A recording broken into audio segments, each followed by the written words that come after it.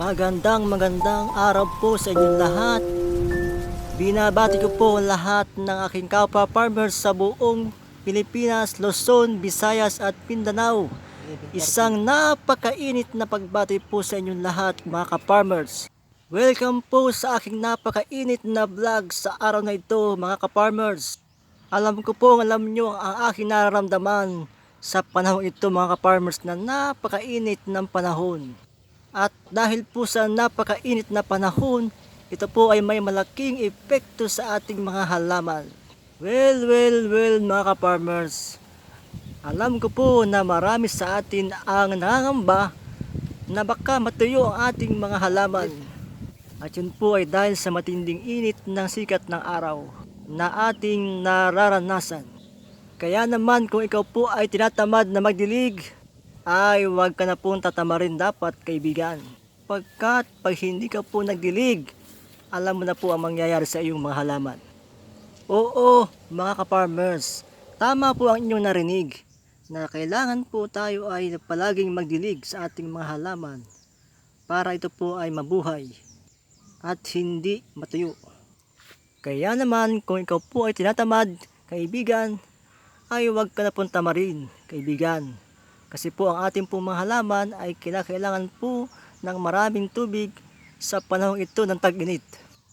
Yes kaibigan, alam ko po na kung minsan po ay talagang nakakatamad po ang pagdidilig sa ating mga halaman dahil po sa maghapong init at nakakapagod ang panahon.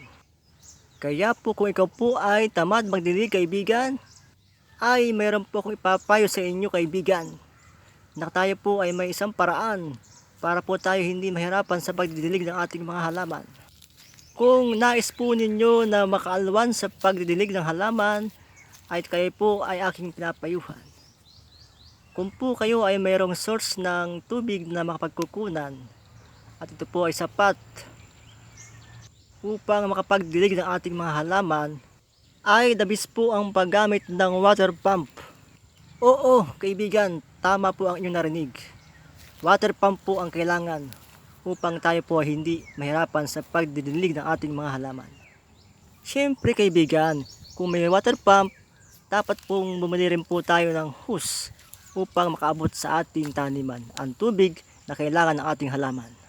Oops kaibigan, wag din po puro dilig ang ating gawin sa ating halaman. Dapat din po tayong mag-spray ng mga insecticide sa ating pong mga halaman upang mamatay po ang mga salot na insekto na nagsisilbing dahilan ng pagkatuyo din po ng mga dahon ng ating mga halaman.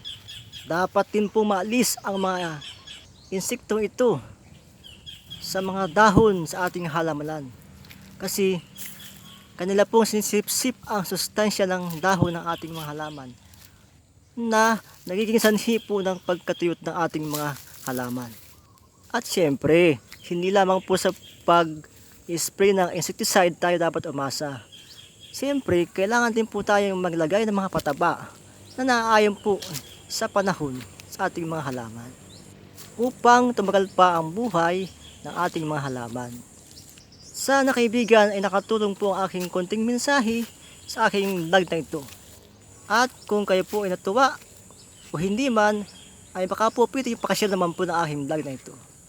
Bilang isang baguhang YouTuber mga kaibigan, ako po ay humihingi ng tulong sa inyo, sa inyong suporta mga kaibigan. Thank you for watching kaibigan. At kung inyo pong naibigan ang aking vlogs na ito, ay pwede pong pakashare ng aking vlogs upang tayo po ay magkaroon ng maraming views mga kaibigan. Thank you. God bless.